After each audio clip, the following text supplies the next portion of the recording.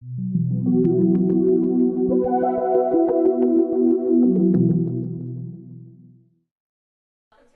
thank you. Yay! Awesome! Woo! Oh, Canada! Good morning!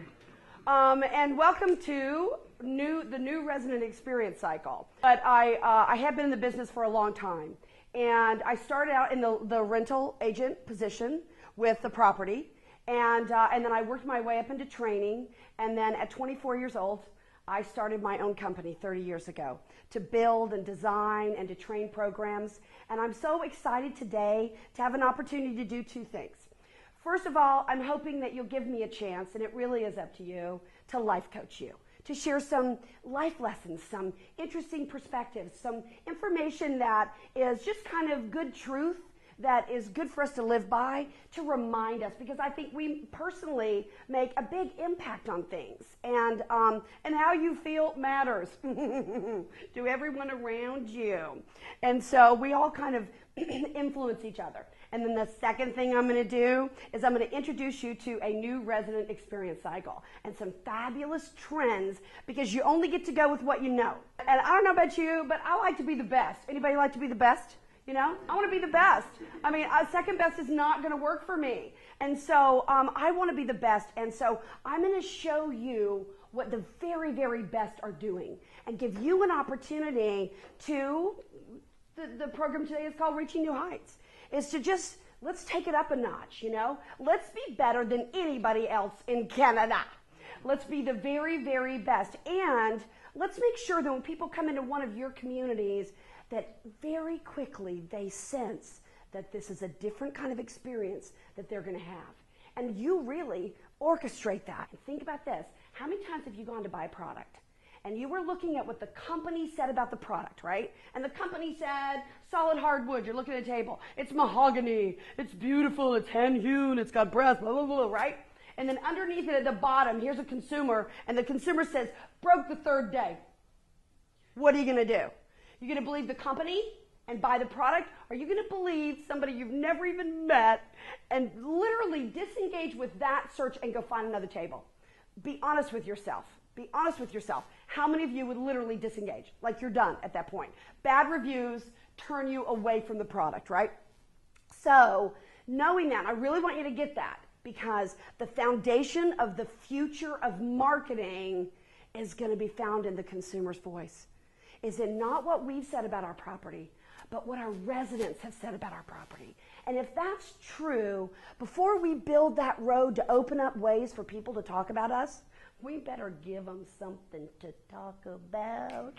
That's good, right? You need to know that every single thing that you do, everything that you plant in front of your building, everything that you publish, everything you print, everything you post, upload, and say defines one very important thing. It defines who is attracted to your property. Who's attracted to your property? How many of you, on a personal note, have ever had a person that you felt should not be attracted to you be attracted to you? And you're like, why do you think I'm interested in you? You know, I mean, you're like, I am not looking at you. I am not looking at you. You know, and you're like, what did I do to make you think this was for you? Where is the ribbon and the bow that was connected to you? You know, but the truth is that we attract things. Do you agree with that? And the better you are, the better you attract. True? The better you attract. So I like cold. You know, I like cold. So we're out of P.F. Chang. Towards the end of the meal, my client calls him over, and she says to him that she likes some hot tea. Oh, you have no idea how nasty that sounded to me. I was like, oh, no, bring me another glass of very cold Chardonnay. I want some cold wine, you know? And so he doesn't just go and tell her about the teas. He goes and gets the menu. And what I did is I screenshotted the menu so you could see it. Because look at these teas. Look at what they say there. I mean, look at this. It's white tangerine. It's dragon eye oolong. What the heck is that? Robust with safflower, peach, and apricot. Right? But my friend was looking over here at citrus spice. And she says to Ryan, what does that taste like? This very pretty young man leaned over to my client and said, why, ma'am, that tastes like Christmas morning. Now, I'm in sales and marketing, right? So I'm like, really? You know, I'm kind of like teasing him. I'm like, seriously? And he turns it on me. And without hesitation, he says to me, that's right. It's spicy and full of surprises. I was like, oh, my. I said, well, brew it up. And then ice it down. And then put some Captain Morgan in it and bring me some. You know? I'm like, but here's the thing I want you to get. Oh, he put a want on me. I did not want hot tea. But he took his words and he described it in a way that he reversed my decision, didn't he? You see, your words matter. What do you say it is? I actually was talking to an apartment person, and you can't make this stuff up, okay? And this person says to me on the phone, I'm asking for a 2-bedroom apartment. And she says to me, we have a 2x2. I'm thinking, me and Jesus won't even fit in a 2x2. Isn't that a piece of wood from Home Depot? I mean, that's how Noah loaded the ark, all right? 2x2. Yeah. And I say to her, what is a 2x2? And she says, that's our 2-bedroom, 2-bath. I said, why didn't you say it was the 2-bedroom, 2-bath? Because we call it a 2x2. I was like, oh my God, these are people who suck and don't know it. and I call this other property, and guess what? They have an A1. What is an A1? That's steak sauce. You know, I mean, like, there's steak sauce at the apartment building, but you got Christmas morning at P.F. Chang, you know? Why wouldn't somebody say, I've got 2 really great floor plans. Let's talk about your family and who's coming and what you got, and we'll figure out which one is laid out best for you guys, okay? Right? Wouldn't that be better? And here's the biggest question. Does what you say matter? Yes. And so I want you to understand that words sell. I mean, what you say absolutely positions it. I love conversation. You know why? Because presentation can become rote.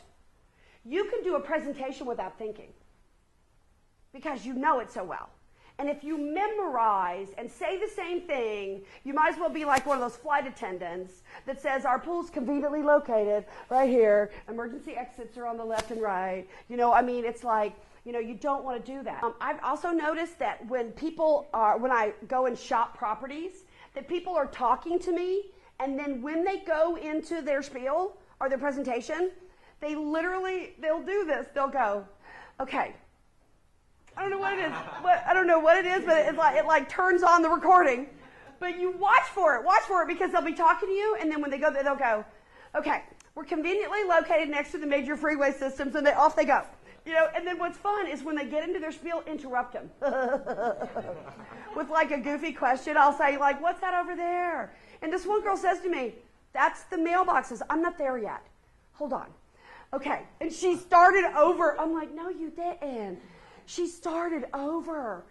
I want you to challenge to see how much of your tour is conversation and how much of your tour is presentation. And just notice when you slip into it, okay? And just try to be more. Don't you think people would prefer a conversation with you than a presentation? You know, that's why some speakers that just present are so boring. You've been to seminars where it was a presentation because that person doesn't even have to be present for it. You know, I mean, and so they can just disappear on you and not have their heart all out there talking about their kids and stuff they do, okay? But today we covered awareness, consideration, and the lease. Do you feel like you've got kind of a new opportunity to go out there and re-engineer that experience for your consumer in a different way, a different path, a different route, a gift when they purchase, and a great new resident packet? So how'd I do today? Is that good? Woo!